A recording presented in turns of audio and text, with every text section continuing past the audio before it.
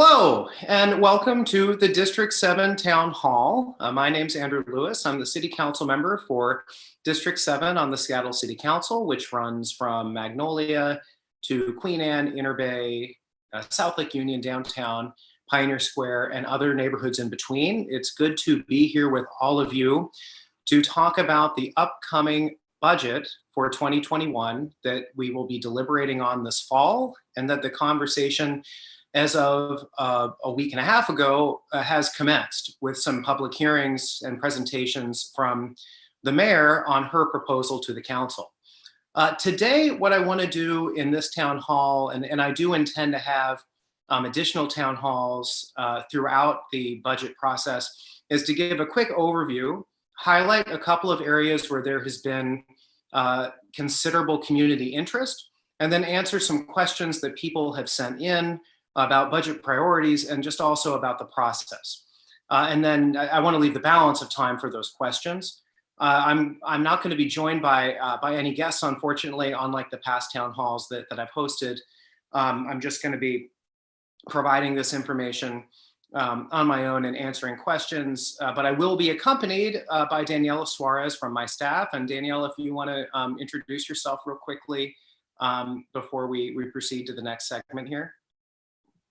Hi, everyone. My name is Daniela Suarez. I'm a legislative assistant to Councilmember Andrew J. Excellent. Thank you, Daniela. And we will be getting to those questions after we do a quick overview. So first, I wanted to say that we did a survey as an office a couple of, I think about a week ago now. We aggregated some feedback from that to sort of hone in on some areas of common interest from folks in the district that they brought forward. I do want to just caution at the top here that survey is not scientific. It is not a poll that is representative broadly necessarily of public opinion, only broadly representative of the opinion of my email list.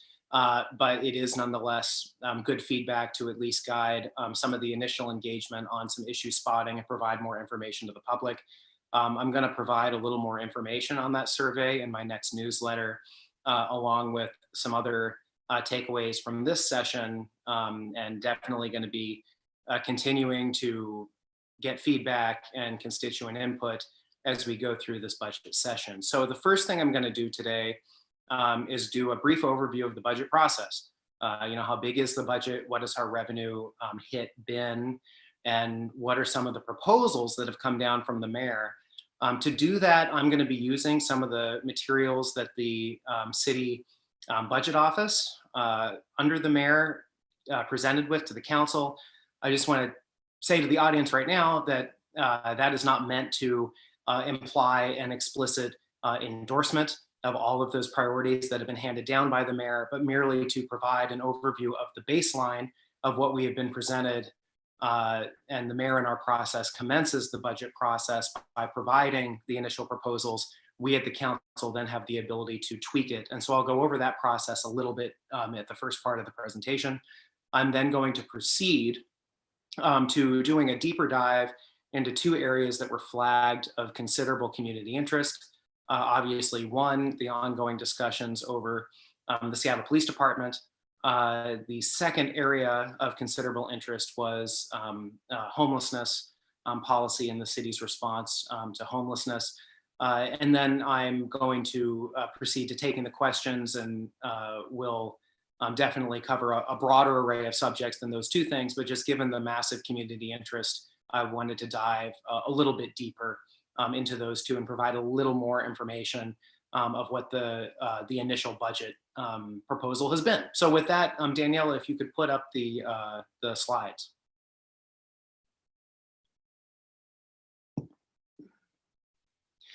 Okay, thank you. So the first thing I want to do to start is, I said when I got elected and have been doggedly trying to, despite the limitations of COVID, get out in the community and stay engaged, which has been very difficult. But I did just want to provide a bit of a summary at the top that my district director, Parker Dawson, compiled of what we have been doing to try to get out there and just flag these things for the future if people want to try to get in touch with me.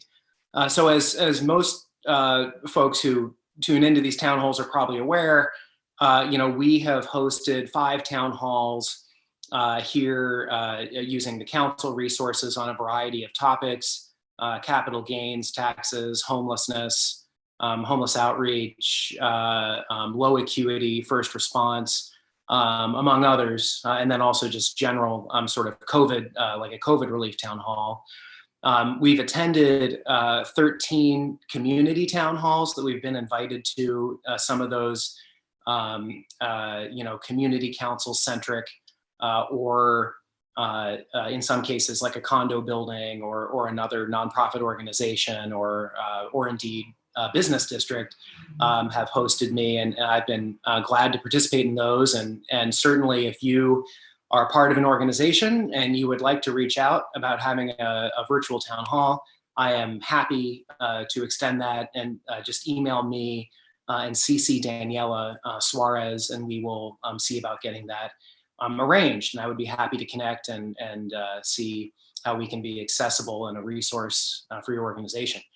On staff engagement, I will say right now, I don't know what the current read is, but I think this morning it was, we have something like 36,000 emails in our inbox. It's a colossal number that stubbornly continues to climb up given the heightened interest in what is going on at the city council. But despite that, during COVID, we have tried to be as nimble as we can as a staff to respond, and have actually been able to increase constituent engagement, beyond what we were doing in person in January and February, by trying to prioritize that as much as possible. If you're not one of the people that we've been able to get back to quickly, I do apologize for that, just given the volume, but it is something that with our small limited team, we are trying to do to get information out and to be responsive. We've had about 9,240 email and phone exchanges to deal with getting information out to the public, also to resolve constituent casework and issues.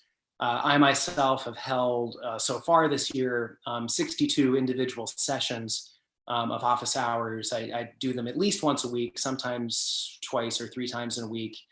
That's been about 90 hours of one-on-one conversations with constituents in these completely drop-in meetings. It's been about 266 individuals and counting who I've met with. Those numbers slightly out of date based on the last couple of days of office hours. But just as a reminder, you can go on my website and sign up through Calendly for one of these appointments. Always happy to talk, and we'll actually be trying to potentially expand the number of slots just given the massive demand. So just wanted to do a quick flag at the top on how we can keep the conversation going after this town hall. It certainly doesn't have to end here. Can I get the next slide, Daniela?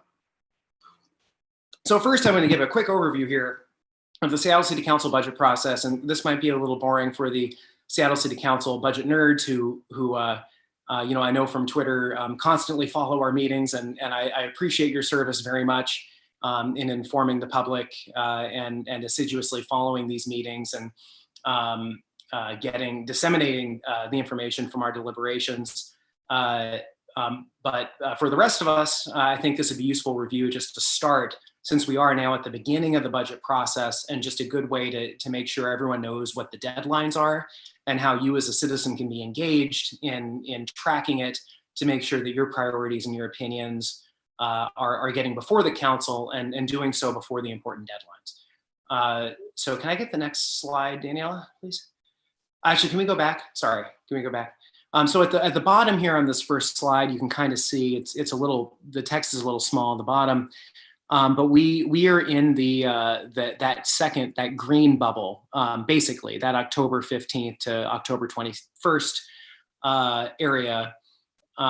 We just finished that gray, that first one, the city budget office and department presentations. That's basically the several days long process of the mayor laying out her proposals and her priorities as she is presenting them to us to get this conversation started. That starts this process whereby we as the council start to identify our own issues, right? So this is a process where Myself and my office have put in a lot of requests for projects around the district. Things like traffic calming or improvements to playfields and community centers.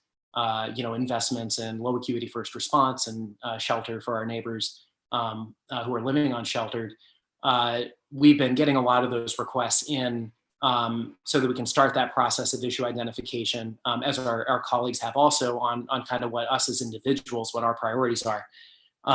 And that's basically where we are right now, and we'll be in that phase until the 21st of October. And you can see how the process continues to unfold. And like I said, I will endeavor to have additional town halls throughout the process as we continue to go through this throughout the fall. Danielle, can I see the, yeah, that's perfect, thank you. So just a little bit of the division of power here and kind of how the budget process works. The mayor under state law prepares and submits the budget, as I've discussed previously, 90 days prior to the next year. So that's why it always happens in the fall. And she has to submit a budget that is balanced. So her spending cannot exceed the estimated sources of money to pay for her priorities. We unfortunately, for better or for worse, are not the federal government and don't have the power to print our own money. So the budget has to be balanced when it is submitted. The council then, as I said, reviews and modifies the proposal. And then we adopt the final budget. And there's a lot of give and take in how that works. We also need to adopt a balanced budget, and it has to be 30 days before the next fiscal year. So we typically wrap this up just before Thanksgiving in years past. Hopefully we will be able to meet that timeline, just given all of the other constraints in 2020 that we've seen. So here's a bigger blow up of that earlier timeline and that earlier slide. Again, we are in issue identification.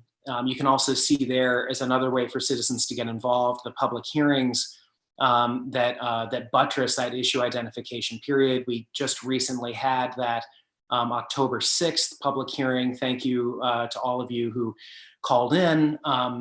It did go till very late, to almost 10 p.m. and would have gone later to hear from everybody. I think it underscores our commitment as a council to hear from folks. So when that October 27th public hearing comes up, certainly make sure you get in there. We'll stay as late as you want to stay. So if the line is long, we will stick it out with you to testify, and definitely look forward to hearing from you at that opportunity. And as you can see here, go back, sorry, Danielle. And as you can see here, the final council vote is November 23rd. Obviously that could be potentially subject to change depending on the give and take of working everything out. This all happens through a body called the Select Budget Committee, which is the entire council, but we're meeting as a committee that is sort of one step below the full council. So there's a very important procedural vote on that kind of November 18, November 19, where we're going to be doing all of the amending through the Select Budget Committee. So that's an important window as well to note if you want to bring something to my attention and the council's attention. And that category of chairs package on November 10th, kind of aggregating all of the feedback from us as council members and from the community and from other stakeholders. That will be Councilmember Mosqueda, who is the chair of the Select Budget Committee. She will basically put together her proffered package of all of the kind of changes identified from us sort of making some modifications to the mayor's budget that was sent down. So that is an important deadline too. Okay, Danielle, I can go to the next slide. So first, I just to just kind of give an overview of kind of what we're starting from, to talk about the sort of the revenue update and just sort of the state of the budget. I wanted to just do a quick run through of this, just so we kind of know what the baseline is. And this was presented to us, as you can see, at the end of September.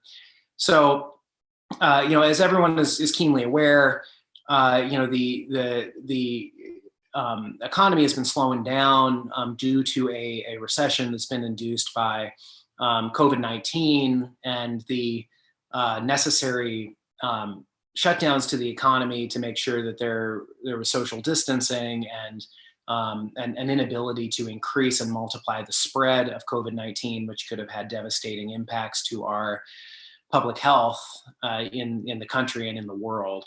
The result of that shutdown obviously has reduced consumption, and we in Washington State are you have the most regressive tax system in the country, tragically. Although in this budget, there are things we are trying to do to reverse that, or at least to mitigate that regressivity.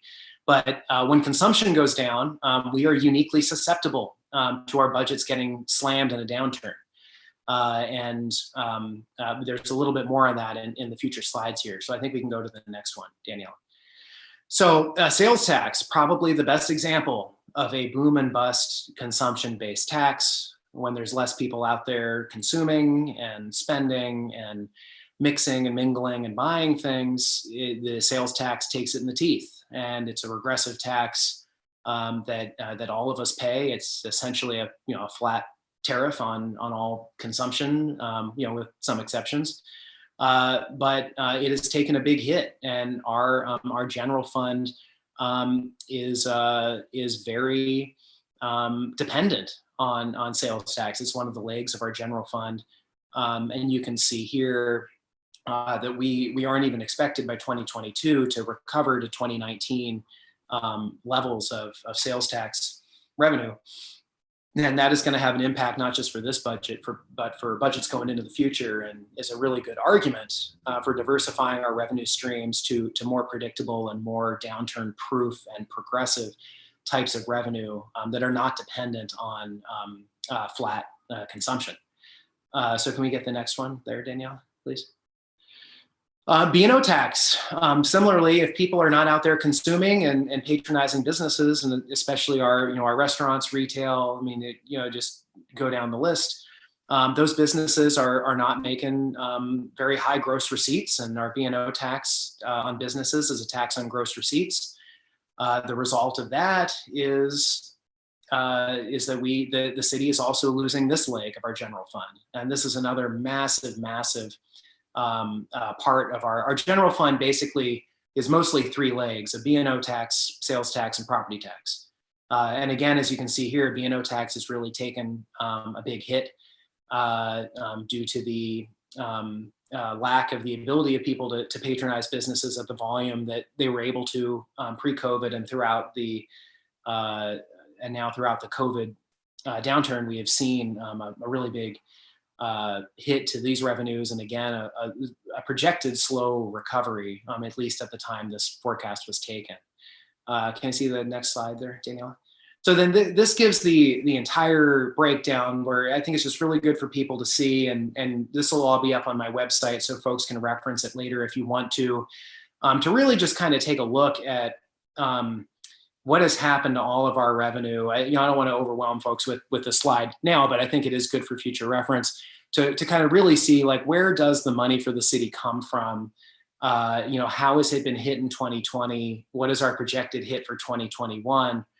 And then the bottom line, for 2020, we lost about, $210 million out of our almost $1.5 billion general fund, and that looks to, given the addition of the Jumpstart tax revenue, that kind of offsets that downturn a little bit for 2021. But as you can see, there's still a revenue shortfall based on just the projected hits, as we went over earlier, and some of the other things that are coming in. As you can see here, property tax, of all of these categories, property tax remains relatively stable. Property values have not taken the same kind of hit that the more consumption-based taxes have taken. You can go to the next slide, Danielle. Thank you. And then here's just a couple of the other smaller taxes and sources of revenue that the city has. Some of them very famous, like the sweetened beverage tax. But as you can see, these taxes have taken a really big hit too. That real estate excise tax has had big implications for our capital budget in particular. So more good information for people to get here at the beginning of the process, so they can kind of get an idea of the baseline and the forecasted revenue. Okay, and so now get a little bit into some of the 2021 proposed budget categories where there's a little bit of an overview on some of the priorities that the mayor has sent down. Again, I want to state this is not to be an endorsement at this stage of any of these priorities, but more to establish the baseline of where we are in the process. This is the budget as it's been provided to us and where we will start deliberating. And again, it's good to know the baseline of where we start. So, right here, again, looking at kind of where we start out with the general fund and the proposed reductions to the general fund. The Jumpstart Seattle tax has offset a lot of the hit that we were expecting, that there would have been a similar revenue decline to what we have seen in 2020, but offset by the projected revenue from Jumpstart Seattle, which is the payroll tax on very, very high earning corporations. The important thing to note, I mean, there's been a lot of commentary in the public about exactly what's going to happen with the Jumpstart revenue. I don't want to get into that necessarily too much in these threads or these slides rather, of just talking generally about this. But I think the important thing just to take away as a baseline of seeing where the data is that the payroll tax money from Jumpstart has been lumped in to the broader general fund in how it has been presented to us to the council. That doesn't necessarily mean that we as a council cannot move things around to make sure that that even though it's in the general fund, that 200 million or so reflects the intent of what we manifested in a resolution over the summer to use that money to invest in critical needs for permanent supportive housing, Green New Deal, and other priorities, long neglected progressive priorities in the city. But just for way of knowing where it has been parked, it has been parked in the general fund per how the budget has been presented to us. But that doesn't preclude us from continuing to tinker with it. In fact, that's most of the stuff we tinker with as a council is in the general fund. So it is where it should be. Whether it's being appropriated to what we want it to be is something we will be deliberating on over the fall. Can I see the next slide, Daniela? So I wanted to put this one in here too, because I mean it's important that we continue to talk about our COVID-19 response, and the city continues to make important investments, and this council has really prioritized making important investments to the extent that we can as a city with limited resources relative to the state and federal government to really address the massive problems that we're facing that are directly related to the impact COVID has had in our community. And I think if you're it's really been the great leveler in just spreading immense pain to everyone in the city. Obviously, mostly to our folks who are living on sheltered, who have seen a de-intensification of shelter space, who have seen a increased vulnerability to the virus due to a lack of facilities to socially distance, and a lack of non-congregate shelter in the city and the county of what we've been able to stand up in short order, though we have, as it's enumerated here, made some steps toward grocery vouchers for families facing food insecurity, mortgage counseling to assist folks in avoiding a foreclosure due to an inability to pay mortgages. $3 million for small business assistance. We all wish it could be more, but we are limited in the ability to give gifts of public funds except for community development block grants. And that has been something that as we have gotten it, we've been trying to get it out the door. And those are grants from the federal government to make sure that we can give grants to struggling micro businesses, in particular businesses of 5 employees or less. I'm proud to report that District 7 has received the second most microfund grants for business assistance. The second district, represented by Tammy Morales, has received the most. District 7 has received the second most. We hope to be able to build on that as we get more federal support, and hopefully Congress passes another package sometime this fall to get more of that relief. We are very limited in what we can get out the door because of prohibitions in our state constitution. And then, of course, go back one for a second, Daniela.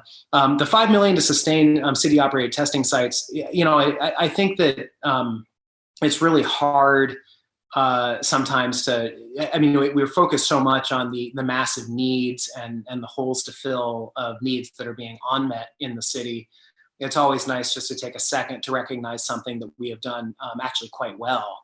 And the city fire department and our partners at King County Board of Health and King County Department of Public Health have done an excellent job in standing up free testing sites all over the city.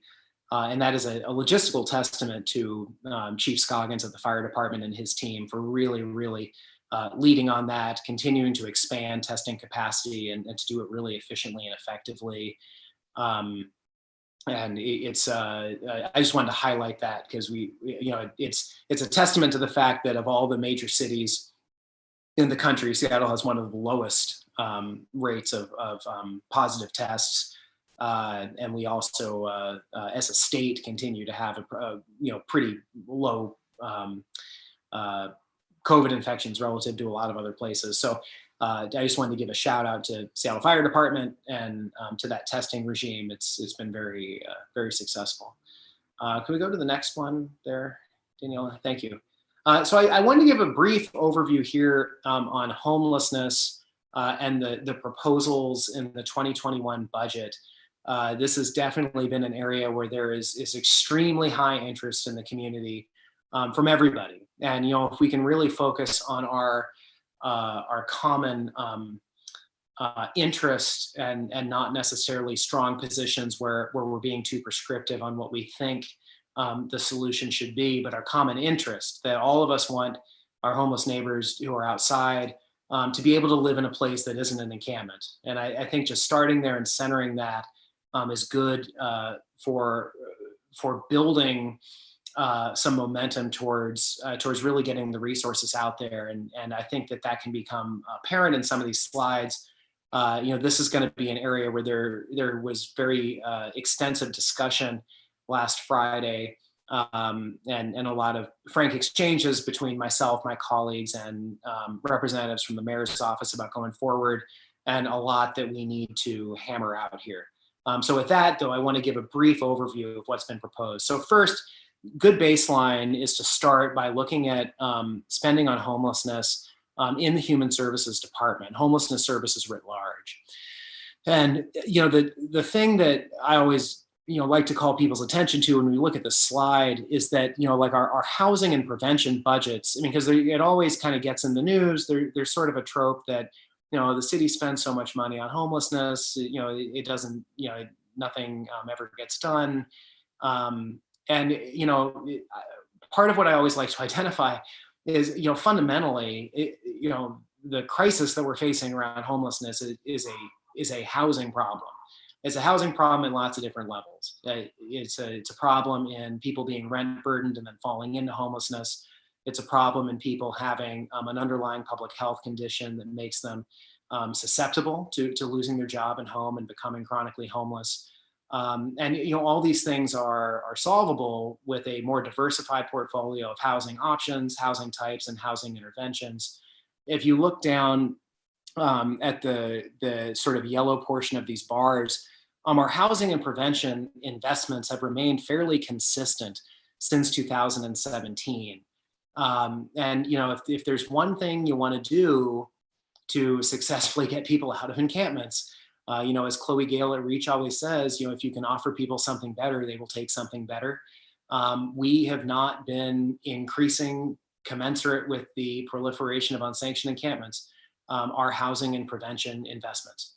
And that has been having a massive impact on our inability to successfully navigate folks out of encampments and into a different placement, be it permanent supportive housing, be it a tiny house village, be it a hotel.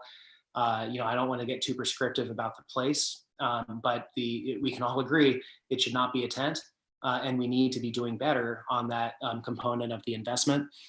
Some of the other big area, obviously emergency, which is continued, the sort of continued outreach, triage, kind of every providing, like what it sounds, providing, emergency services, outreach. I'm not sure if that's where the cleanup of encampments in the event of an encampment removal falls, or not. I'd have to check with the department on that. But we spend a lot on being responsive, and we need to really, and I'm not saying we need to reduce those investments, but we need to really make sure that we're increasing those housing investments. And I can talk more about that later. Up on the top, those red categories of one time, that represents assistance that we've received from multiple federal sources that is related to, federal and state sources, I should say, that is related to the COVID response. So those are not renewable pots of money, but that is money that we have set aside in order to be able to provide additive services. And so that has gone to stuff like emergency hygiene facilities. It's gone to emergency shelter de-intensification efforts. But I would like to see some more of that money go to things like additional housing and shelter investments, so that we can get people inside and out of these encampments. So if we can go to the next slide. And then this is just sort of looking at this slightly another way of when we really break down into it. Only about 65% of those homelessness investments are coming from the general fund. We have a little bit of a cutout of those one-time funds and where they're coming from. So this is something folks can look at. Again, it'll be posted up on the website just to kind of get an idea, where are these investments in homelessness coming from. Moving on to the next one. So getting in a little bit more to another one of these slides on kind of the breakdown of sort of where the money in homelessness is coming from. There, as a lot of folks have probably followed from the summer session, the council opted to get rid of the entire navigation team, the police, and the civilian HSD employees in it, and replace them by expanding our community-based contracting partners. Just as a quick explanation, I think there's been a perception in the community that the navigation team is sort of the only entity doing outreach. We in fact contract as a city with a number of entities that are doing outreach, some of which have, many of which have actually a very good track record at navigating people through the service system and getting them some kind of assistance. And the council opted to expand those contracts. We're currently in discussions with the mayor on how to move forward with getting those contracts expanded. There's been a little bit of resistance, and there's been sort of a little back and forth on some ways we might explore doing that. Hopefully going to have some updates for folks in the future on that, but there are discussions about what we're going to do in 2021. But this is sort of the last slide that kind of provides a little more focus on kind of what we did in the 2020 balance session, and then what the 2021 proposal is going to be in terms of raw money. And as you can see, there's been some reductions and transfers from HSD, somewhat reflective in how we're kind of reforming our outreach model. So if you can go to the next slide, Danielle. So like really getting down into it, the biggest chunk of money, as you can see, is through the King County Regional Homelessness Authority.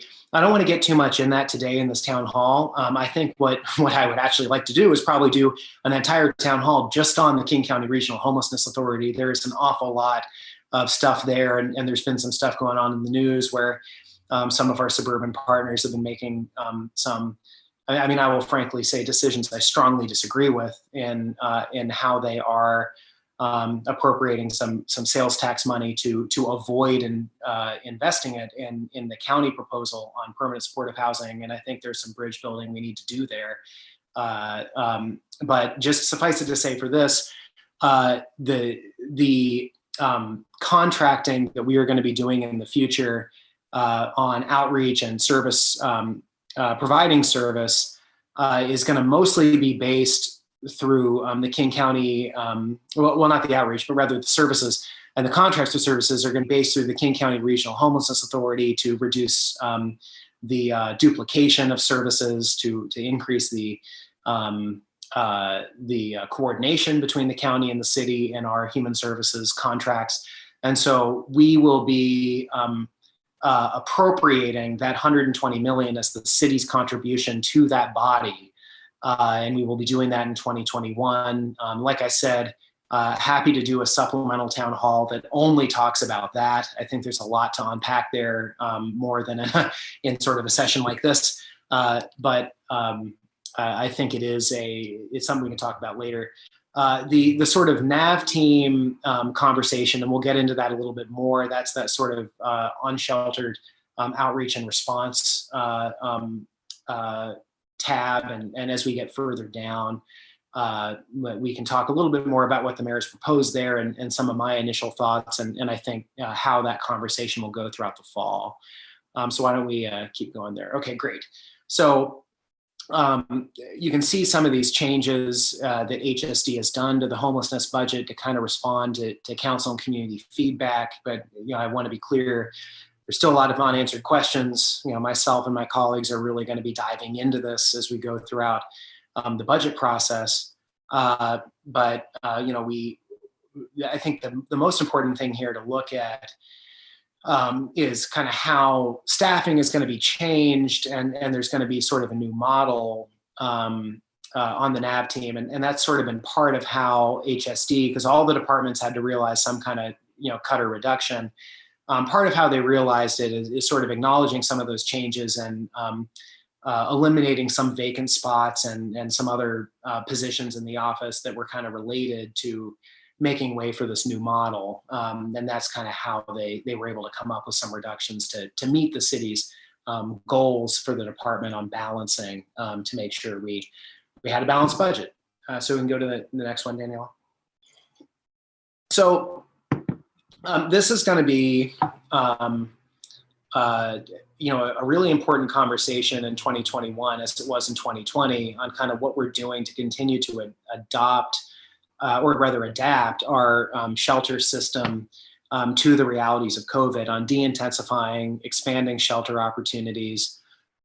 This is a sheet of information the mayor's office sent down, just kind of providing sort of a summary of how they've spent some of that federal money so far, in terms of getting some additive shelter. It's critical we continue to build on that work. It's certainly, as anyone who's been driving around the city knows, or walking around the city knows, there a lot of our neighbors are still living outside in tents, and we need to be doing more to make sure folks have a place to go. So can we go to the next slide, Danielle? Thanks. So hygiene services and cleanup. These have been some other initiatives that the city's been doing during COVID. There's been much written about hygiene resources that were distributed, as well as sort of the infamous shower trailers. This is just a slide kind of explaining that, backwards looking again, kind of just in saying where we've come from and kind of how we can build on it in 2021. Obviously, it's extremely important in a pandemic to provide facilities to increase access to good hygiene. And this is something that myself and council members Morales and Herbold will continue to be very aggressive on to make sure that those investments are being stood up and that it's being done efficiently and effectively. Can we go to the next one, Daniela? And then here, like really getting down into the details of what we're looking at for the added shelter. And this is the thing that's going to be really essential. I know there's a lot of folks watching the town hall, myself included here as a participant, who really, really want to see something done about the massive proliferation of encampments in the city. We just saw our neighbors to the north in Vancouver pass a large relief plan, a $30 million relief plan around hoteling and supplemental shelter, just given the unique hardship that they're facing from COVID and the unique constraints that folks living on shelter are facing in exposure and vulnerability. And especially with the onset of cold weather coming, it adds another sense of urgency to it. You go back, Daniela, sorry, to spend a little bit more time on this slide. To really look at what is being proposed and ways we might tinker with this. Councilmember Sawant raised at the hearing on October 2nd that tiny house villages are conspicuously missing. An expansion of tiny house villages are conspicuously missing from the slide. I continue to be a big fan, of enhanced shelter, of hoteling, but also tiny house villages.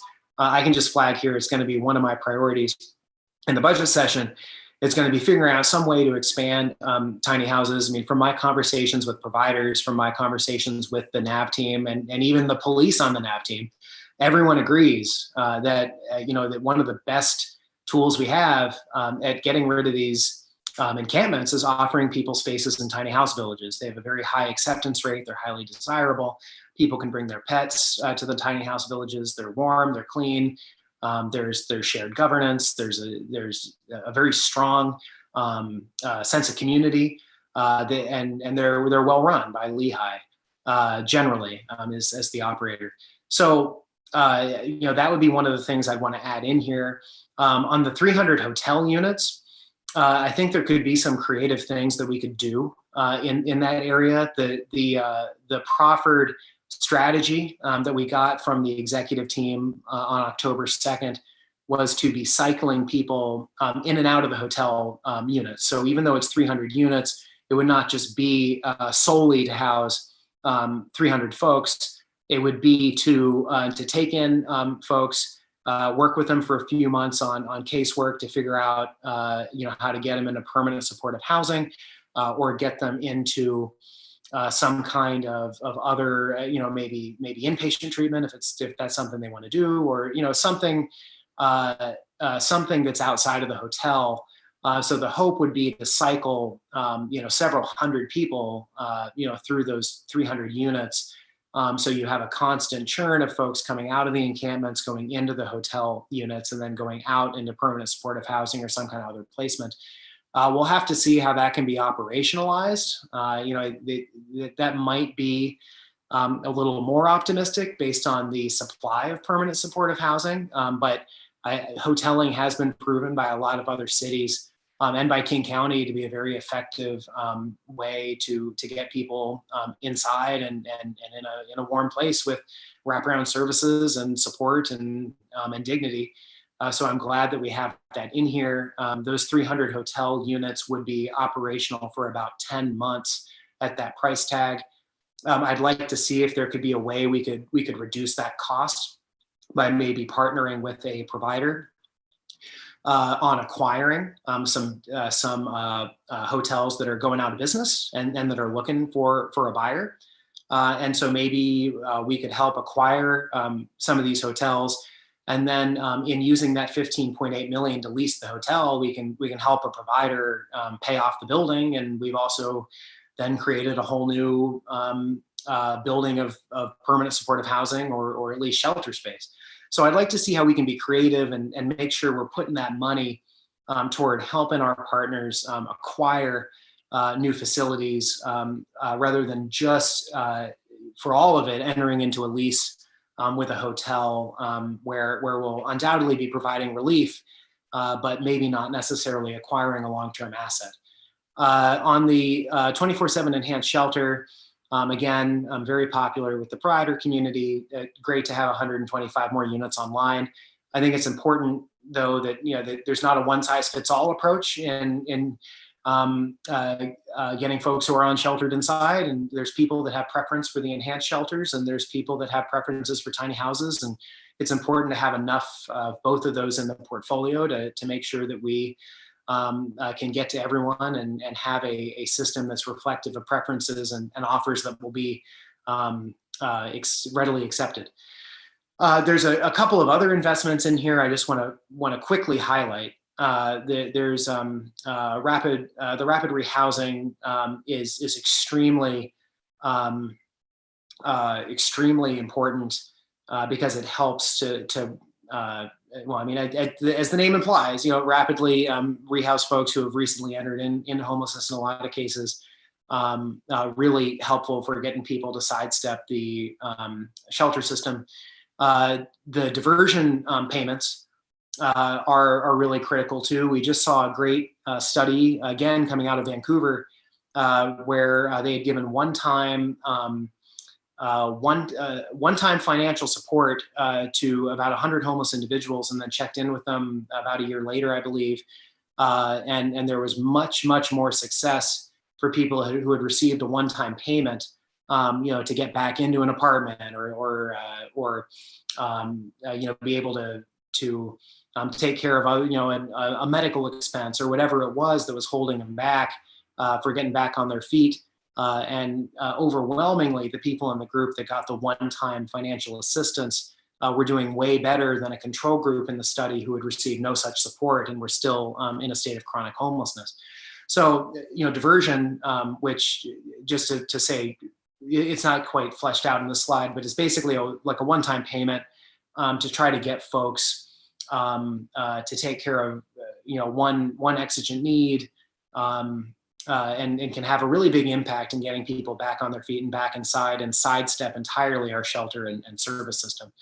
And then, of course, in that lower right, we've got the permanent supportive housing that's been discussed extensively from the Office of Housing in the news. And it's a good start. We need a lot more, but it's good to be having those coming online, hopefully in sometime in the near future. Okay, Daniel, can you go to the next? Excellent. So this is by far going to be probably one of the more controversial things that we deal with in the session this fall. There's been a lot written and discussed about the navigation team.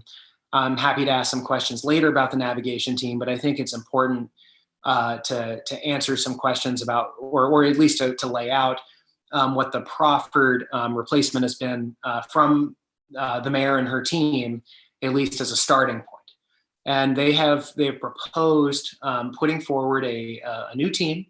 It would not have police integrated into it, so it would be an entirely civilian outreach team. They have generally listed the roles here of what the different folks involved would be and what they would do here in the slide.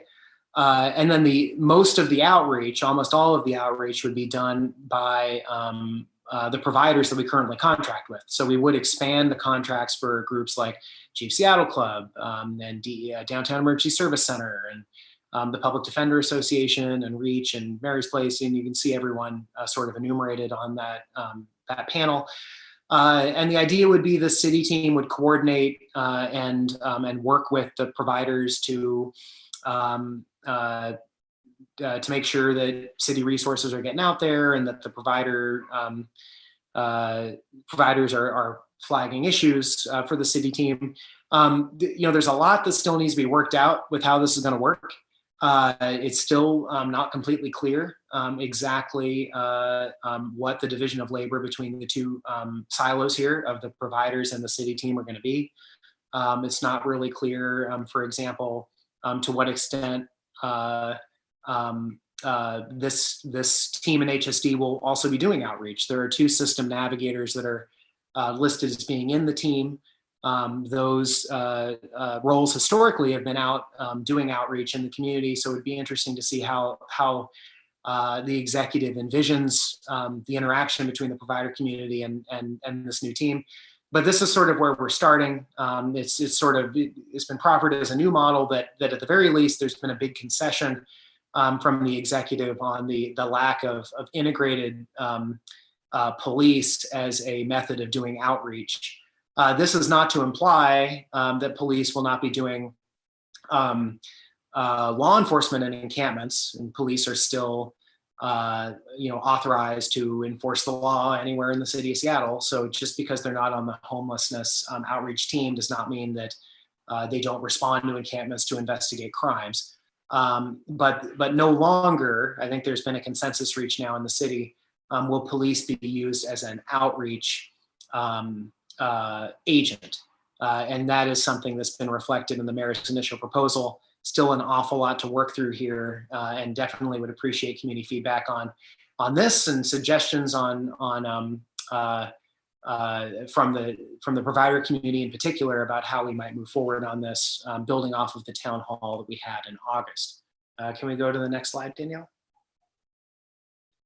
And then, as we discussed earlier, a massive amount of money to be coordinated jointly as part of the King County Regional Homelessness Authority.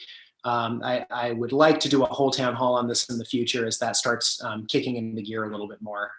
But I think we'll just leave it at that for now.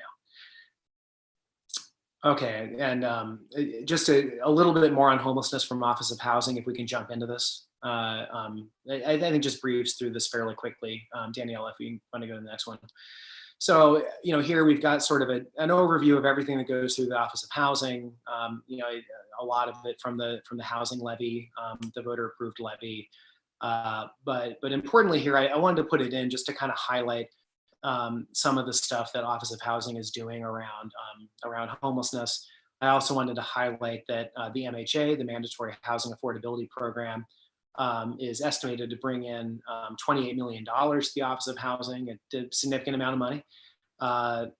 Good caveat there that there's significant fluctuations based on development. And to be clear, this is sort of the sort of famous or infamous, depending on your perspective, in lieu fee that developers can pay rather than performing by building affordable housing on site. I put it in here because I think it's important to note, $28 million can be a good chunk of money to help the city and its initiatives to stand up housing that does not have strong market incentives. And a good example of that is, permanent supportive housing. No one makes money off of permanent supportive housing. It is difficult for nonprofit developers to stand it up, to build it. And so all the money that we can get in to the Office of Housing through the in lieu program is still useful. It still helps us to stand up affordable housing and indigent housing investments. And I think it's important to flag that, for a new program, like the MHA, money is starting to come in, and that is starting to make a difference. So I just wanted to kind of flag that as an interesting tidbit from what has been kind of coming in. Can we go back, Danielle? I think we skipped a slide. Yeah, I think we can skip that slide given the time. Okay, so another thing I wanted to highlight is, the Office of Housing has been doing a pretty good job in trying to get as much resource as we can from the city out to provide rent assistance. And it's something, as one of the two renters on the Seattle City Council, I feel extremely strongly that there is not, we can never do too much right now to be providing rent assistance.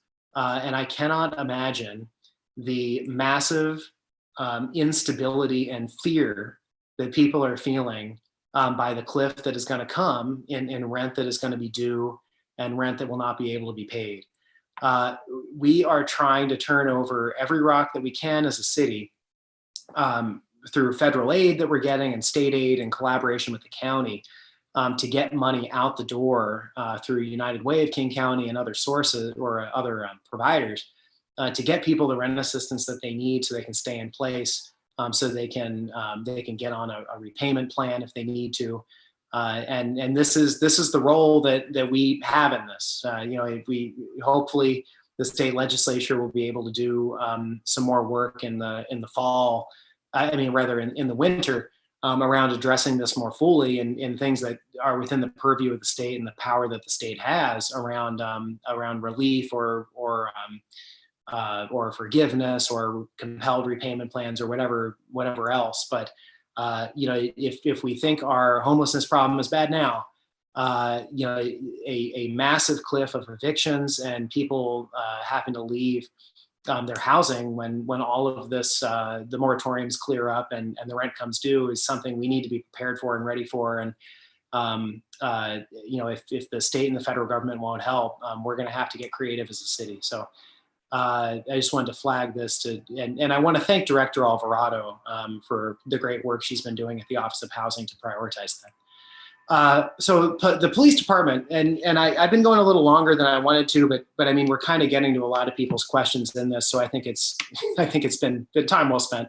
But just a quick overview of the police department and where we stand. And again, there's probably no category where I cannot make the caveat more clear that I am presenting. These are materials that were presented to us by the executive. They do not necessarily represent an endorsement on my part.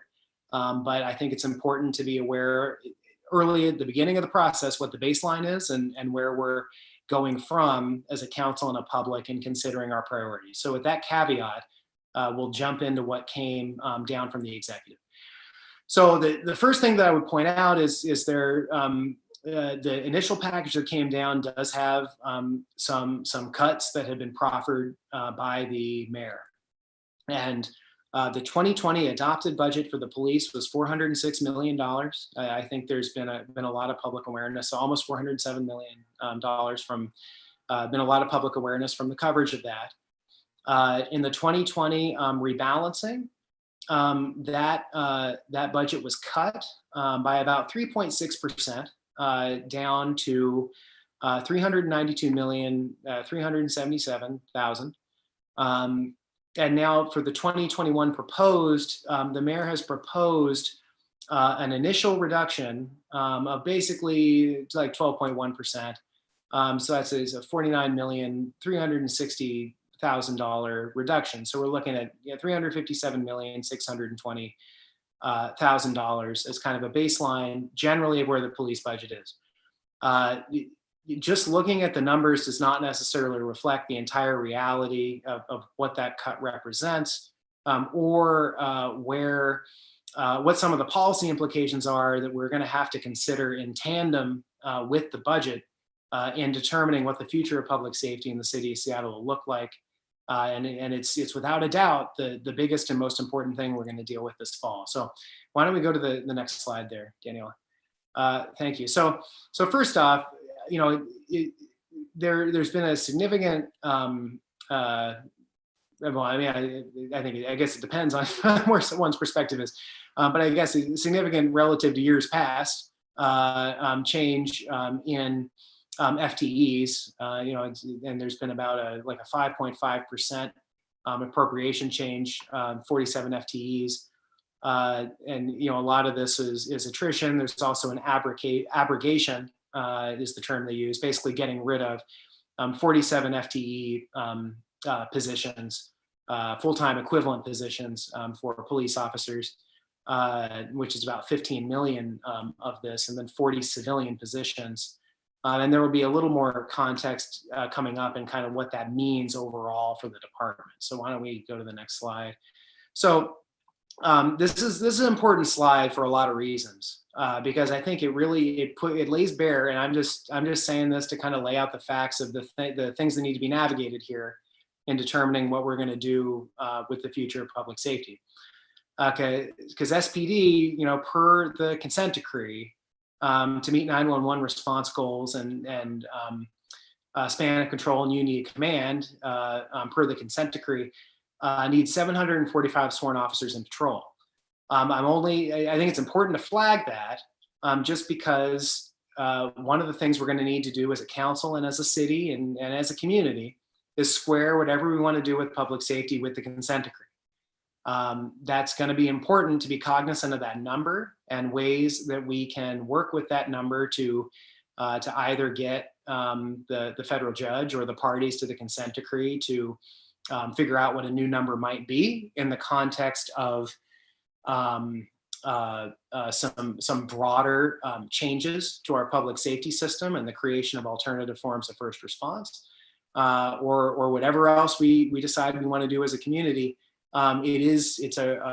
In squaring what we do with the consent decree, it's something we need to be mindful of, and that's an important number to remember and think about strategies and how we work with that number to get to the public safety future that we want to see as a city. As you go down further, the other highlighted number, and I do appreciate that SPD bolded these numbers. The SPD estimates that they need 555 sworn positions for the remaining police functions.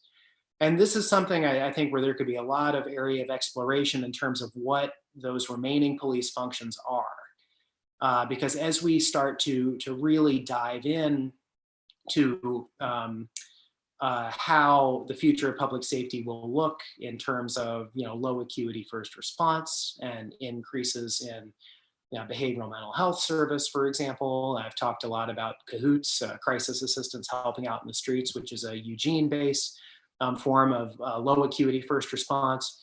There's a similar program in Denver called STAR. We had a town hall in July about some of these different low acuity models and how they might be adopted here. Looking at these 555 other sworn positions and saying, well, what are some of these functions that are more sort of community outreach based or, public health based or mental health response based, might be an area to explore and how alternatives could replace or interact with them. And there might be more leeway as far as consent decree and kind of looking at those numbers and looking at how they could constitute a new force or a new sort of system. It is important to note, that those 555 sworn positions also include, detectives and in critical investigation units. There's all sorts of other, considerations we need to make, but it is important to look at these metrics to see from a starting point of at least the position that the mayor and SPD have proffered in the initial budget of what some of the baselines are. So if you can go to the next slide, Danielle. So then here we get to kind of a lot of the transfers where there's been agreement between the mayor and the council. And there's been a lot about disagreement. I think, dagnabbit, I think it's good to focus on agreement sometimes and just to take stock of kind of what we've been able to do and what we've been able to kind of come to mostly an accord on. And so this is things like parking enforcement, right? So we've got this category here on parking enforcement being moved out of the police department, going to SDOT. We've got, I guess that's what both of those are related to, is moving parking enforcement functions. Mostly fine with the parking enforcement union to be moved out of SDOT, but they would like to be, or moved out of SPD rather. But maybe SDOT might not be the appropriate place. So that's something we'll continue to work on. But it is important just to flag, agreement here. The mayor is moving parking enforcement out of the department. Can we go to the next slide, Daniela, please? And then Office of Emergency Management, that is being moved to become an independent department. Another area, that was flagged by the council and the mayor in the summer, and agreement here on removing them from the SPD category. We go to the next one. And then really, really critically, moving the 911 call center to be an entirely civilian independent department. This is really, really important. And it's been, some folks in conservative media have kind of parodied this as like moving peas around a plate or like, or this isn't serious. But like the center to building a new system of public safety that is going to have a diversified portfolio of first response options is going to have to center and start with an independent 911 call center that is completely civilian, that is independent from police control, and that has access to a broad array of different community-based response alternatives. You know, it could be like our Health One program, could be like Cahoots, could be like the STAR program from Denver, things that they can send depending on the call. In other cities in the United States, it has worked perfectly fine to have an independent 911 dispatch that has a diversified portfolio of responders. In Europe, it is commonplace. So this is a really great start to the broader project that we're going to engage in. It all starts with having an independent 911 first response. I'm very, very proud of our 911 first responders, which are a completely separate union. They're not in the police union. They are, the callers themselves are all civilians. They're very excited about this change. And this is actually a change that was even recommended in an official proposal several years ago and was not acted upon. So long overdue. And again, a big total area of agreement between the mayor and the council. Can we go to the next? Okay, great. And then also moving a couple of other civilian functions, the victim advocates that are currently housed inside the police department, moving them to HSD. And then there will also be a little bit of work over where the police accountability agency sits is still, so this is actually still an area of discussion, I should say, between the mayor and the council of exactly how we want to handle police accountability. Obviously, I see a lot of merit of having a completely separate, independent civilian accountability agency, but there's a lot of questions around access to data, questions around things that were sort of incorporated into the consent decree that need to be worked through. But in the meantime, they're proposing putting another person into the Office of Police Accountability, given the massive influx of recent complaints, as folks can appreciate. Can we go to the next slide? And then this is just more automated enforcement of traffic violations consistent with block the box legislation. So I do want to go to this last slide here, and then we'll finally end and we'll get to questions. I went like 30 minutes later than I thought I was going to for this section. But on reimagining policing community safety. So this is the slide that has been proffered to us by the mayor's office in sort of their framework for how they want to look at engagement around how we are going to change public safety in the city of Seattle. I'm including this in full disclosure of relaying the information the executive has provided in their initial presentation, again, to show the baseline.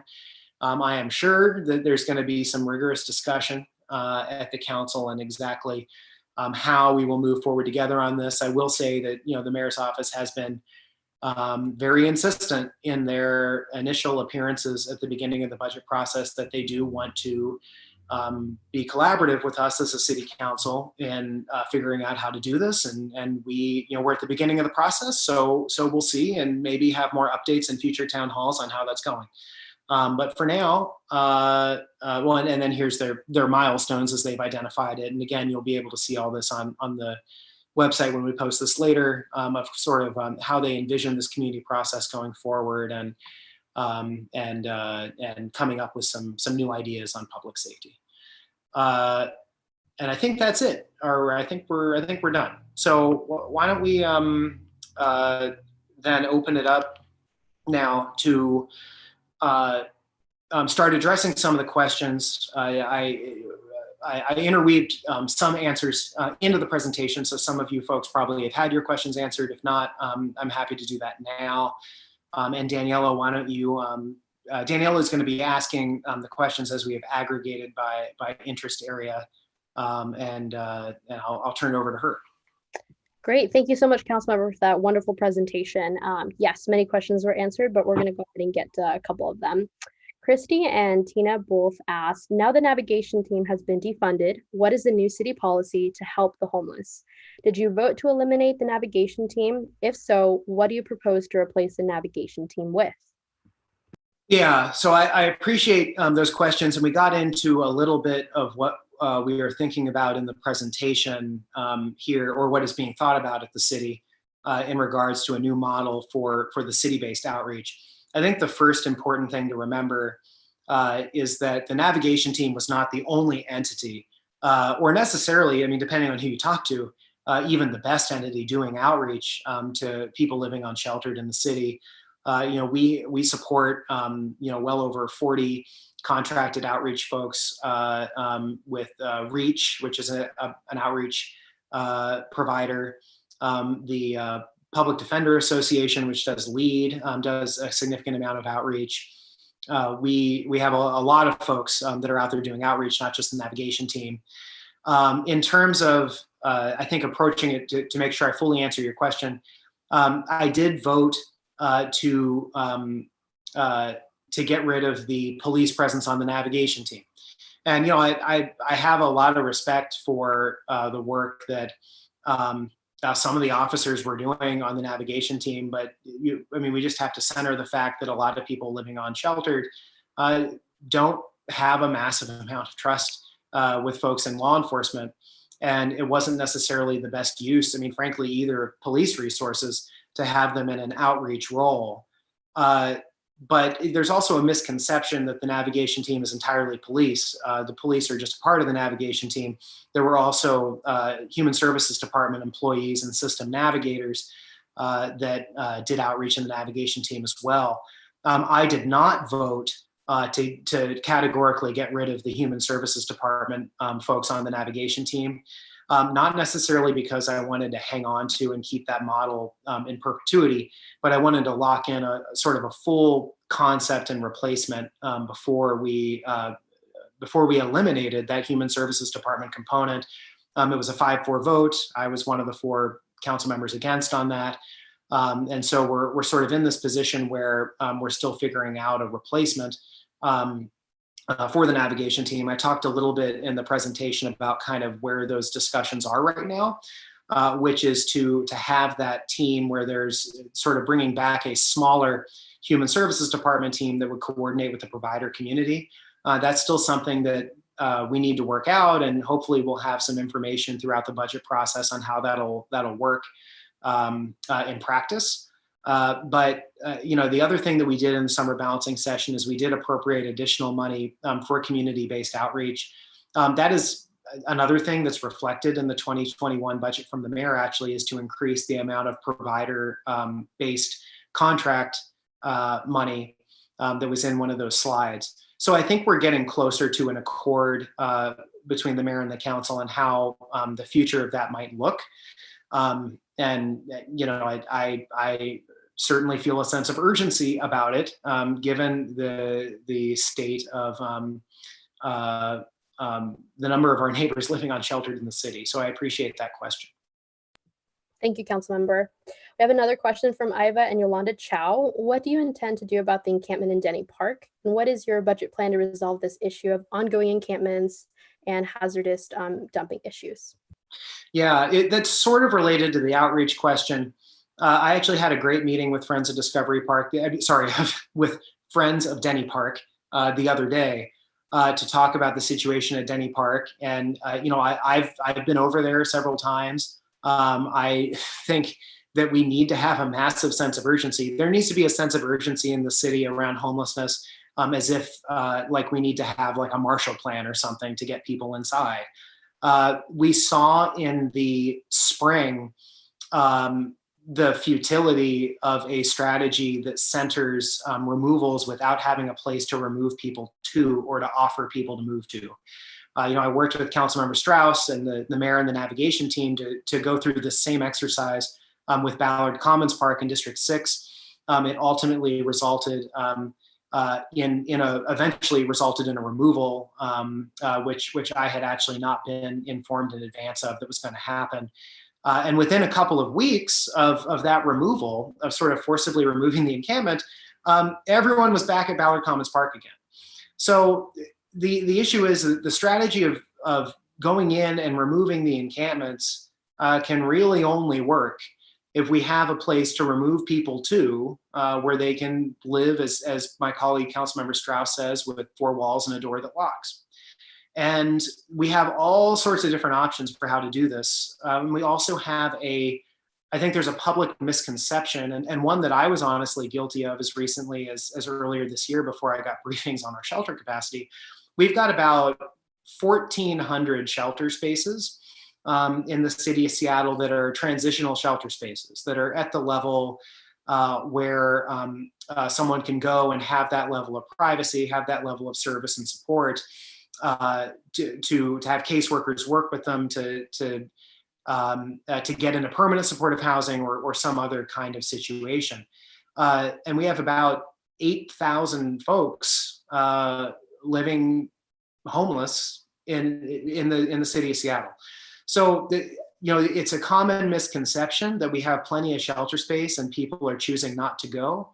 The reality is, if we had sufficient shelter space, and more importantly, if we had sufficient permanent supportive housing, people would go. And that is the uniform opinion from everyone I've talked to, from the police on the navigation team to people who work for Reach and other service providers. So what has the council done? We've appropriated throughout the spring and throughout the summer millions of dollars for that additive shelter. We have been stuck in a rut in negotiating with the mayor on how to spend that money. And, some of the mayor's reservations I can appreciate, which is a lot of this is one-time money. There's concern about standing up shelter and not being in a place to sustain it, like a hotel room or extra tiny houses. But look, the crisis is so severe. We need to be able to figure out a way to address this. And if we can only budget out or sustain for 2 years, that's at least a start, and we can keep working as the economy recovers to sustain those investments. But there is no way we are going to be able to get a handle on reducing the number of encampments until there is added shelter or permanent supportive housing. There is no other way, because we've tried it in the spring. The city tried doing removals, and that has solved the problem for about 2 weeks, and then people come back to the parks. So there's got to be a place for people to go, a place where people can live with dignity, and a place where people can get their underlying needs met. Thank you, Councilmember. With that, I think we're going to move on to some questions on public safety. If the council is defunding the police, what are the plans to continue public safety? Downtown no longer feels safe with so many homeless encampments and increased crime in the area. So on public safety, I can only speak for myself. That's the first caveat I want to make here. I think all of us are thinking about these issues in different ways.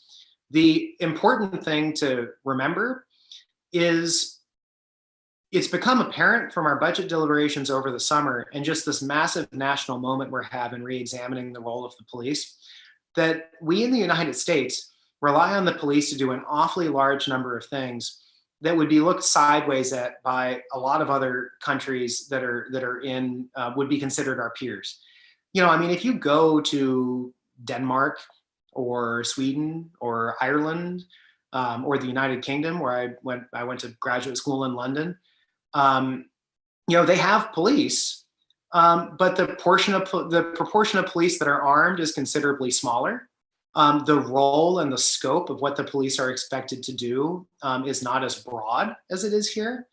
And I think that really, fundamentally, what this moment calls for is a considerable reevaluation of the role that police play in public safety, and how some of the functions that we have taken for granted that they do can be done better by other types of responders and other types of services. And I think David Croman had another great piece today about behavioral mental health response in particular, and has written previously about in Crosscut, has written previously about Health One and other kind of low acuity types of first response. There are models both here and abroad that can come in and take over those functions. Now, if there is dangerous, violent, or extremely concerning criminal activity occurring, I remain of the opinion, and I know there's a lot of folks in the community that disagree with me on this, that there is a role and scope for armed exigent response from police. But we need to stipulate to the fact that role is much bigger right now than it needs to be. Another example that I would raise is we got a great letter from the head of the Parking Enforcement Officers Union, who talked about the possibility of expanding the role of her members who are, they currently do, yeah, I mean, you've seen them, uniformed parking enforcement folks who, are unarmed, but still, uniformed and are going to be moved out of the police department. And she volunteered, like, how could we maybe look to expand the role of the parking enforcement officers into something that is more like a public safety officer position? We could respond and take a report when someone's car is broken into. Instead of telling people to go on the internet and submit some report online, we could send a public safety officer to take the report, to photograph the evidence, and to make sure that that constituent's voice is heard, and that case is taken seriously, and that a report is taken. They could do enforcement that does not require an armed exigent response around. Traffic enforcement is a really good example. They could do other types of low-level citation-based enforcement. This is similar to a model that Philadelphia, a much bigger city than we are, that has historically had a lot of really stubborn efforts to try to reinvent itself to respond to crimes of extreme poverty, has decided to create a public service officer program, much like the one I described, where unarmed officers take on that bigger role and have a different culture, different union, and a different ethos for responding to those kind of crises. And a system like that would also free up the police department to focus more and respond to the things that we think about as the big exigent crimes. I mean, burglary, armed robbery, things that we would still want an armed exigent response of the police to respond to. I think that this is also an important conversation for a lot of the underlying assumptions on those police staffing numbers that I covered in the budget report, that are covered by, for example, the consent decree, because those are all numbers that assume a system where we don't have these other forms of first response and these other kinds of community-based roles. Now, those are just some of my thoughts right now in this town hall early in the budget process. We're going to be hearing from an awful lot of people, and I'm going to have a very open mind in considering how we move forward on a lot of these public safety questions. But I think all of us need to stipulate to the fact that, in some respects, our perception of how dangerous the city is has gotten worse over the last 5 years, and our police budget has increased by 44%. So just increasing our police budget is not going to get to a lot of the underlying problems. We need to be focusing on other types of services and first response, and that's what I really want to focus on. And I'll leave you with one more good example: the Health One program, which recently won an award for low acuity first response. It's been proposed in this budget to expand that by another vehicle, to go from one vehicle to two. I'd like to see if we could maybe even move beyond that, either in this budget now or queue it up for the supplemental budget that'll be in the middle of next year, because it's been a very successful pilot. I think it's ripe and ready for scalability. And I want to see that out there. And I think that we just all need to admit to the fact that squaring the circle on a lot of our public safety problems is not just increasing or even reforming the police. There's much more fundamental issues that we need to deal with that are outside the box of the police department, and that could involve reducing the scope, scale, and role of police. I'm ready for the next question, Danielle. Thank you so much, Councilmember. You hit on a bunch of different topics within the police safety questions. Thank you, Paula and Christy and Justin Allegro, for submitting those questions that you hit on. Thank you, Councilmember. We're going to be moving on to some general questions. One is, what are you doing to support local businesses in District 7 struggling due to COVID-19? Yeah, well, I covered that a little bit in the presentation, but there's so much more to say. The frustration, as I alluded to earlier, is we're very limited in the amount of direct relief that we can provide as a city due to our state constitution and gifts of public funds. And there's a lot of great historical reasons for those prohibitions, but the result has been that we can't do the one really fundamental thing that so many of our small businesses need, which is a quick infusion of support to make sure that bills are getting paid, to make sure employees are getting paid, to make sure that they can stick in it and ride this out to the point where the economy reopens more. As that federal relief comes in and we've gotten those community development block grants, I have been a dogged advocate for trying to get money out the door for the businesses in District 7. As I said earlier, I'm very proud that we have the second most recipients for any district after District 2 in folks who have received those micro grants. The other thing that I have indicated early interest on, and I did in our budget interactions with the mayor's office last week, and we'll continue to talk to my colleagues about and see if we can do something here, is we can potentially remit back B&O taxes. And this is something that is different from a gift of public funds because it's basically a tax refund. Now, that's pretty limited relief. As you saw from the revenue panels earlier in the presentation, B&O tax revenue is on the slide. It's also based on gross receipts. So if a business hasn't really been taking in any business at all, I mean, their B&O tax liability would be so low that there may not be much to remit in any event. But all of that said, I am looking at seeing if there's a way we can remit back some amount of B&O tax for businesses that are included in that micro business category. And it's always tough because we need to be careful with that in terms of what impact would that have on the broader budget? Are there other things you would want to incorporate, like demonstrating hardship related to COVID? Because it's rare, but there are actually some businesses out there that are doing quite well right now during COVID, and then there's some that are just absolutely flat due to COVID. So if there could be some kind of mechanism put in to make sure that only the businesses that truly need the relief can get it. But that is another area that I would like to explore. I know Councilmember Strauss has publicly indicated it's something he'd like to look into as well in the past.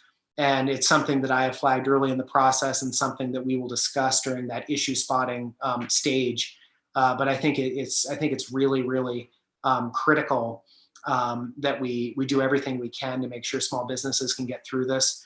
One other thing that I did do, sorry, I forgot about this ordinance, is an ordinance that for the duration of COVID, suspended personal guarantees and leases. And that sounds like a small thing, but it basically means that if you're a small business owner and you rent your business area, your landlord can no longer go after your personal assets if you're delinquent on your rent.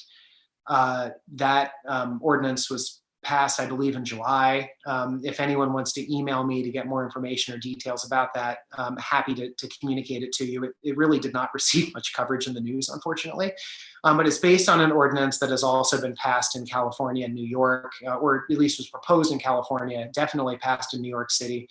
And I'm happy to talk more about it if you want to send an email. And again, CC Daniela on that, and we can see if we can get you some more information on that as well. But there's never enough that we can do as a city for the horrible situation that small businesses are facing. And hopefully we'll get another package of federal relief sometime this fall to make sure that we can have the resources to continue to provide that relief, and also that it can come from other places. So I appreciate that question, and I look forward to continuing to work with you for us to do what we can as a city despite the limitations we have.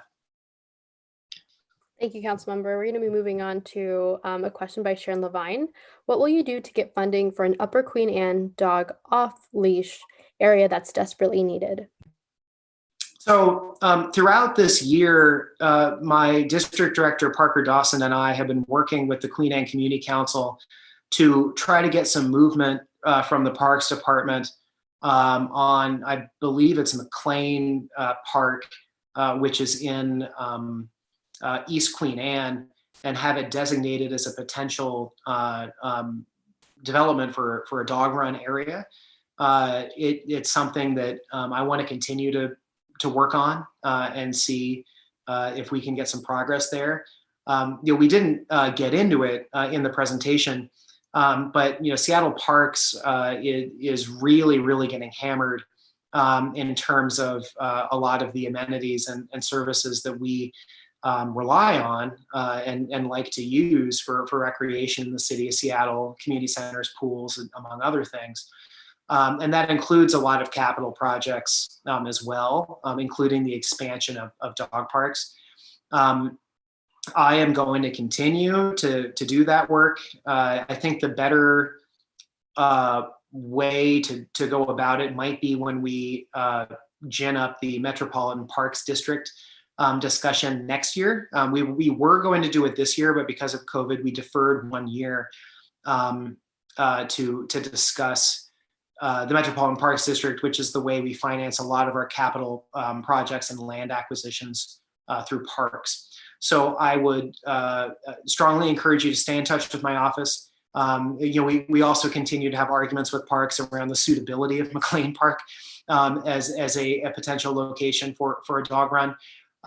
It could involve a necessity to reopen how we assess the criteria for a dog park, but I'm right there with you. I think it's essential. Queen Anne is currently only served by one dog run, which is down at Kinnear Park. In the winter, it can be a mud pit. I well know, living nearby there. And we definitely need another amenity, particularly in East Queen Anne, for people to be able to have their dogs off leash. Thanks, Councilmember. We're going to move on to a question by Dana Lard. There are many streets on Queen Anne that need to be totally resurfaced and sidewalks that need repair. Do you have a line item in your budget to take care of our neighborhood and invest in infrastructure? Yeah, so I can't speak to maybe what specific streets you're referring to, but I can say that throughout this entire year, Jacob Thorpe and my staff, and I have been working on all sorts of pedestrian and bike and traffic calming improvements in the Queen Anne neighborhood. I have specifically submitted an issue spotting ID for traffic calming on 10th Avenue West, as well as on Florentia in North Queen Anne.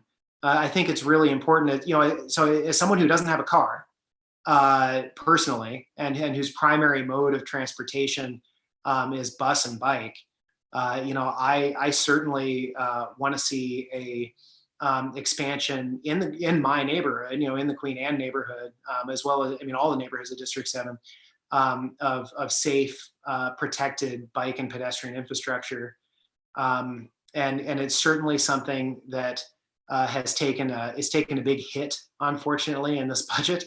As has been covered extensively in the news, a lot of infrastructure projects have. And it's something where if we don't get these improvements this cycle, hopefully next cycle or the one after, because I'm planting my flag now, and if we don't get it this cycle, we're going to keep trying, because the only way we're going to reach Vision Zero is by making those kind of improvements. Thank you, Councilmember. We have about 2 more questions in general. So Kelly Shorten asked, what are you and the Seattle City Council doing to support new businesses, more jobs, and specifically generate tax revenue for the city of Seattle?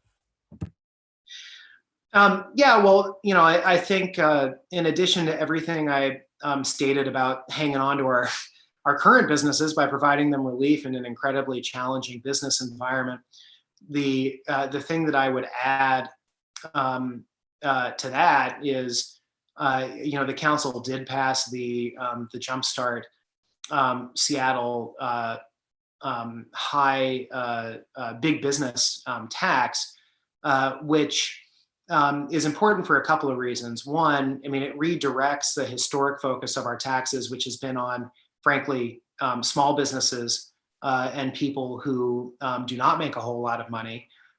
which I think is an important trend if you want to encourage, develop, and foster entrepreneurship, like having a model that is not the sort of the B&O tax model, and having one that is more based on a tax that is disproportionately levied on very, very, very large and successful companies that compensate employees at very, very high rates, is a good direction to go in.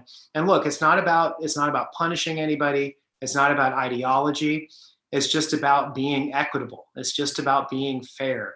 It's just about making sure that that if you're a small business, we're doing what we can as a city to mitigate the impact of your tax liability, and not continuing to raise taxes on you, or for that matter, rely on sales or property taxes, which also have been something our general fund has been very dependent on. So I think by focusing on very, very, very big companies, that has been a good revenue development that actually, ultimately, despite some hemming and hawing, was embraced by the mayor in her budget that she sent down to us, and that money has basically staved off having to make as draconian of cuts as we might have had to consider had Councilmember Mosqueda not led and really brought together a broad coalition that included small businesses, that included labor, that included neighborhood organizations and environmental groups to pass the Jumpstart proposal. Now, I mean, all of that said, going forward, I mean, there's going to certainly be a lot of challenges that we're facing around progressive revenue, and also the other side of that coin, which should be reducing the regressive taxes. My hope is that the state legislature, when it convenes in the winter, will take on the moment and take on a leadership role to step in and really try to right-size our upside-down tax code. I've been a big advocate about capital gains taxes as an alternative to our regressive tax alternatives, for example. It'd be great to see the state legislature lead on that, and then us lead with a much smaller but complementary capital gains tax here in the city of Seattle. The last thing that I would say on this, because I know we're sort of talking about revenue, but also sort of tax burdens on businesses. I have been trying desperately to elbow in my plans, my vision, the work I want to do around performance auditing. When I was running as a council candidate last year, I talked ad nauseum about performance auditing. I have been desperately trying throughout this year to be able to get the bandwidth from central staff, from my staff, and from community members to finish the work of a task force that I assembled. And the information's on my website. We've had a couple of sessions, but have had to suspend them essentially until the budget is done. Unfortunately, like first the summer budget, now this budget. But we can save a considerable amount of money as a city through performance auditing. It's just about us being better as a city, as stewards of your money. It's about making sure that we are doing the hard work of looking at our executive departments and whether they are implementing the will of the people and following the rules. I mean, I'll just say it was a performance audit that identified that there has been a lot of dodgy uses of overtime in SPD, for example. It's been performance auditing that has found out that there has been fees that have gone uncollected when developers get a height or density bonus, but then sometimes don't pay the fee unless we audit to determine that they have. This is a conversation that I want to continue to have. Just as an individual council member, I have submitted tons of audits this year on everything from sidewalk maintenance to SPD fleet acquisition and kit installation. I could keep going down the list of the things that I've requested audits on as an individual council member, but I'd like to consolidate it into a system that's not dependent on one council member requesting audits.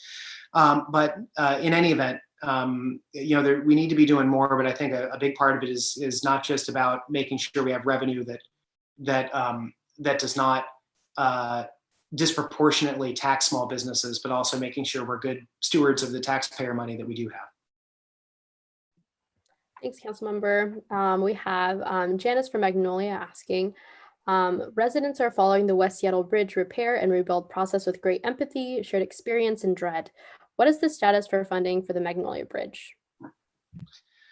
Right, I appreciate that question, Janice. As it stands right now, we're still looking at some proposals for bridges all over the city that have been put front and center by an audit that Councilmember Peterson, the chair of the Transportation Committee, requested, and that was turned around fairly quickly on the state and nature of a lot of the bridges in the district. No one will be surprised to learn that the Magnolia Bridge is one of the top 5 most precarious bridges in the city in terms of maintenance issues and in terms of the situation that it finds itself in. It's going to certainly be a conversation that we're going to have in the context of all of those bridges. And I know Councilmember Peterson feels very strongly about it. I think the best way forward is going to be for the Ballard Interbay Regional Transit study, the BERT study, to finish and send their findings to us at the council. At that point, I think we'll have a conversation with SDOT about how we want to take on the entire system, because there's other, it's not just Magnolia Bridge that's sort of in the news, right? It's Ballard Bridge, it's West Seattle Bridge. And I think there's a lot of interest from the legislature too, to start to look at this as a whole bridge district and figuring out how we can come in with one funding package that addresses all of it. So that is something that we are going to be looking at in this budget. I know it's not just myself. I know that a lot of other council members with bridges in their districts are looking at this as well. So when we get more nailed down news, we'll certainly be reaching out to the community to talk about some of those options. Great. We have just one last question regarding downtown. A strong, vibrant downtown is vital to healthy Seattle. What are you advocating to bring back downtown? Right. I mean, the first thing that we need to do is we need to get a handle on this virus. I think that we've really seen what happens to downtown when everybody who works downtown is suddenly working remotely, and that space just isn't activated. I mean, if you go downtown, and I've been downtown really frequently. I've been trying to patronize Pike Place Market as much as I can. One PSA that I will give out here: Pike Place Market is fantastic. They've been adapting well to the COVID environment. Go down, patronize the vendors at Pike Place Market. They are a civic gem of the city. But aside from Pike Place Market, we don't have a massive influx of people that are working every day downtown, and that absence has been felt. I mean, it is a being down there at night, particularly, it feels really desolate. In terms of getting folks back down there, a lot of the big employers have said they're not going back down there until January 1st at the earliest. I wouldn't be surprised if that deadline gets moved back. But until we get a handle on the virus, we're not going to see downtown back to what it was like pre-COVID. That's the first thing. The second thing is related to the conversation earlier around homelessness. As we have de-intensified our shelters, we've been seeing a lot more of our homeless neighbors downtown. There's been a massive influx in unsanctioned encampments downtown as a result of people having nowhere else to go. And like I said earlier, I mean, we almost need a Marshall Plan on shelter, on permanent supportive housing, on getting space to offer people as alternatives, so we can be getting them inside, out of the unsanctioned encampments, and in a place where they can live with dignity. I think that that's really what we've been seeing. Like, there's been great work that's being done by the Public Defender Association through CoLead where they've been doing a lot of work with the Alliance for Pioneer Square, for example, in working to do outreach and get people into hotels. But they're just one provider, and they have finite funding and limited space. What we really, really need to do is start getting more of this emergency federal and state money into additive shelter, even if it's temporary, even if we can't sustain it longer than sometime in 2021. Because otherwise, I mean, if the solution that people are proffering is we are going to go and sweep people, if there is no place on the other end of that, all we're doing is moving the unsanctioned encampment from downtown to Belltown, and then from Belltown to Uptown, and then from Uptown to Inner Bay, and then from Inner Bay to Ballard Commons Park. And then all the while, that person's needs are not getting met. We're not treating that person with dignity, and we're not resolving the underlying issue. We're just making this an issue for other neighborhoods and other places, and continuing the musical chairs and moving folks around. But those are the two things we need to do for downtown. I am completely convinced of it, and it is something that continues to be a really big struggle. And like I'm downtown on a very regular basis, and I would say make sure that you're down there to patronize our downtown businesses that are still open, particularly those vendors at Pike Place Market. Thank you. And I think we can end on this last question that actually kind of ends with a good note. How can people in your district continue to participate in the budget process with you? Do you have any suggestions for folks that are wanting to get involved? Thank you, Mark, for your question. Yeah, so my hope, as I said earlier, is to have more of these town halls.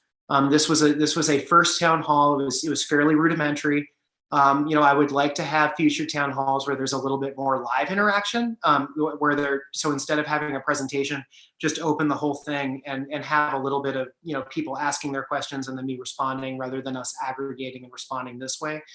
As I said earlier, people can sign up for my office hours. Those tend to fill up fairly quickly, but I'll try to make some more available during the budget process, just knowing that there's heightened interest during the budget process. Another thing that people can do is they can they can watch the hearings if they're able to, and they can participate in the next public hearing that's coming up.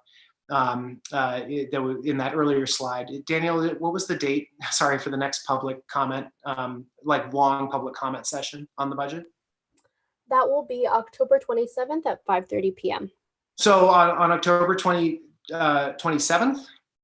That's right, Monday. Okay. So on October 27th, if folks are free and they want to call in, it does make a difference. I do encourage people to call in and publicly testify. And people can also continue to send us their insights and their priorities for the budget. Don't feel miffed if you don't get a response immediately, or if it takes a while. Like I said earlier, we do have a lot of emails, but we do work to aggregate those emails to track public opinion and how people are responding. So. And then the last thing I would say is sign up for my email list, and every other week I send out an email covering issues in the district and beyond, and it's a good way to stay engaged and to kind of get some regular information about what's going on at the council. So that's what I would recommend.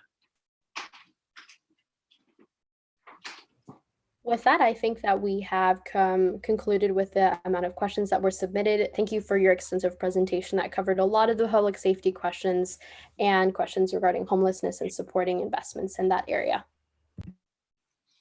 All right. Well, hey, thanks everyone for tuning in. Daniela, thank you for sort of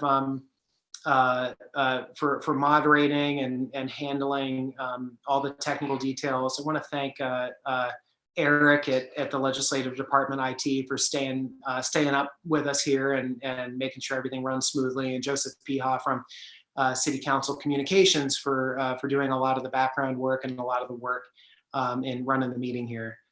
So thanks, everybody. Stay in touch. Hopefully going to have another town hall, at least one more town hall in the budget process, and definitely keep reaching out. This is a really tough time in the city of Seattle. And we can get through this if we're all working together. And that's a commitment I'll continue to make, is to try to earnestly listen and work with everyone in the district to get through a lot of these really difficult challenges, and hope we can come out on the other side a stronger and more resilient city. So thank you so much, and have a good evening.